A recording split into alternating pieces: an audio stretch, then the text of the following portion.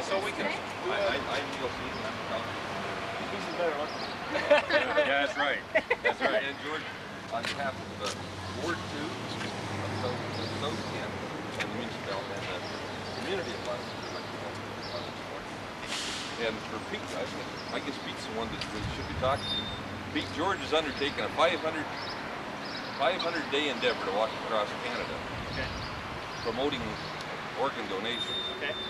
And the way I'm told, in 1995, George was diagnosed with a serious liver disease, and a donor was found at that time. Okay. And he went through a successful operation, and he's quit your health today.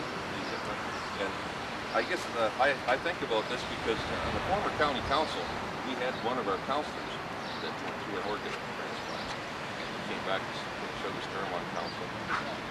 George Duncan from our state. And so, you know, any of us, if when you stop and think about it, if we had a family member or a friend that has went through an organ transplant and seen how successful it can be, it certainly raised their awareness. And George, I wish you success on your endeavor, and I think the community will, the whole country is going to get behind this project. As a matter of fact, I heard some things that Mr. Harris is also in favor of this project. Yes. Thank you very much for the kind words. Thank you. George, and on behalf of Chatham Kent, the mayor, and all the councils and citizens of Chatham Kent, I want to thank you for taking the time to make everybody aware of the importance of organ transplants. I appreciate that very much, and I'm sure that's a lot of effort on your part. And I understand you're walking across Canada now. Yes. And so, like I said, we wish you the best of luck, and certainly, like I said, the citizens are all behind you. We'll be thinking of you in our prayers and everything we try. I know darn well you're doing your darnest to improve the country and the life of everybody. So, on behalf of council and the mayor and all the citizens of Chatham Kent, thanks for taking that time. Thank you. Appreciate that very much. Thank you. Well, once again, in a crisis, there's too many good men, women, and children that have passed away needlessly, waiting for organs that could be there. And the reason why they're not there is because we as a country are not responding to the situation. So along with the awareness and the education that is very much needed in every community right across Canada, we also need to change our present systems. And we need to get the federal government and the provincial government involved in this, and we need them to respond to it as a crisis. So one of the things that we are focusing on is to create a national registry that is very much needed in this country. We need it right now. The present state of how our system works is that once you sign your donor card, and even expressing your wish to the family, what happens at the hospital, the hospital official has to approach the family for the final decision. And usually an organ is available after a tragedy. The family is in a lot of shock, and when they're asked for the donation of their loved one's organ, the family is vetoing that decision 60% of the times. And I've talked to families that have vetoed the decision, and they've all said to me that if we were asked a week later, they would have definitely said yes, and it brings them a lot of regret that they were asked at that time and point. A registry would enable that not to happen. It would be done somewhere in the similar lines of a will, and more organs would be available if we had the registry. And more importantly, we are carrying out the person's wish and desire.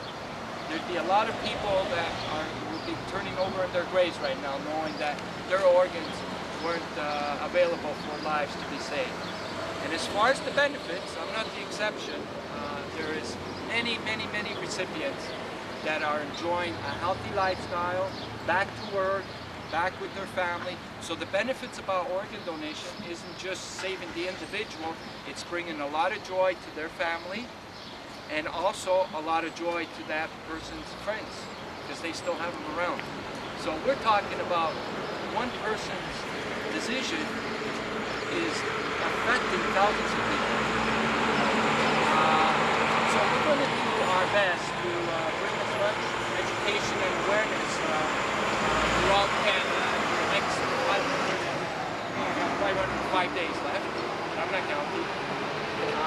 And we're going to count on the support of people such as Janet, who's helped organize every town that we're going to in the Chatham-Kent area. And I never knew Chatham-Kent was so big. I thought it was just a small town, and a lot of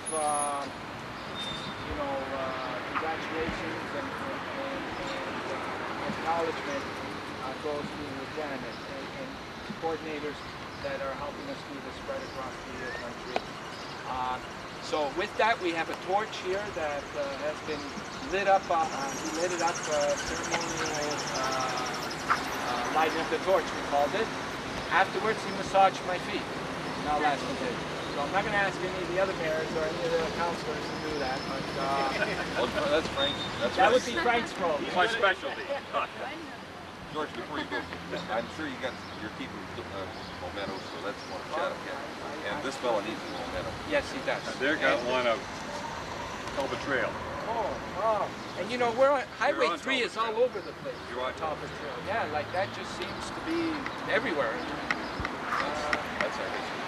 No. And I also want to acknowledge Daryl here. He's from the community of Langland, right? And this is what we're doing. We're getting someone from the community to bring the torch and carry it to the council or the mayor, representative. Does this mean that one of our councilors has to go walk across Chatham-Kent with you? Maybe not this time, but their involvement in walk during that time. And that's the other good thing that's happening with this walk is we've been passing resolutions as we've been going from town to town, enabling a step-by-step walk to go on every year so we can continue bringing education and awareness to all those communities that we're going to go through. And having 490 cities and towns passing resolutions is going to be a powerful statement to the whole country, saying that yes, all the municipalities care about this subject and we're responding to it, and that's what we need to do as a country, so we can get on with the business of saving lives and enjoy the high standards in all areas that we have here. I wonder if for the benefit of the newspaper, perhaps we could have the councillors and perhaps we've got this check from different organizations in Chatham-Kent. Could I go over in front of your sign over there? Yep, no problem. Are we going to pass the torch? We'll start with Dave. Oh, we're going to pass it this way. Okay, go ahead. Would you like to take it on the other end? Go ahead. Okay. That's way down. All right. So we'll pass it. No, I'll just wait here and get a picture. You go ahead. Can I get good here? To here. Here, Daryl. Get back to you, buddy. Wow, great. Okay, do you want us to go through the... Yeah. Come on, Daryl. I know where I'm going. I know what I'm doing. Once I eat there. Yes, definitely. That's pretty Hold that. Daryl, you're going to... You just close in just a bit, guys, all right? cool. Okay. Any cars coming? Can somebody let me know?